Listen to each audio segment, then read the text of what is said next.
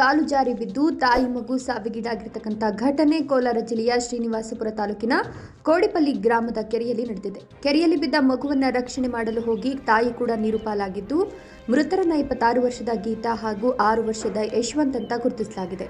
ಮೃತರು ಕೋಡಿಪಲ್ಲಿ ಗ್ರಾಮದ ಸಂಬಂಧಿಕರ ಮನೆಗೆ ಬಂದಿದ್ದ ವೇಳೆ ಈ ಒಂದು ಘಟನೆ ಸಂಭವಿಸಿದ್ದು, ಮೃತರು ಶ್ರೀನಿವಾಸಪುರ ಪಟ್ಟಣದ ಮಾರುತಿ ನಗರದ ನಿವಾಸಿಗಳಾಗಿದ್ದಾರೆ. ಕೌಟುಂಬಿಕ ಕಲಹ ಹಿನ್ನೆಲೆ ಆತ್ಮಹತ್ಯೆಗೂ ಕೂಡ ಶರಣಾಗಿರತಕ್ಕಂಥ ಶಂಕೆ ವ್ಯಕ್ತವಾಗುತ್ತಿದ್ದು, ಗೌನಿಪಲ್ಲಿ ಪೊಲೀಸ್ ಠಾಣಾ ವ್ಯಾಪ್ತಿಯಲ್ಲಿ ಘಟನೆ ನಡೆದಿದೆ.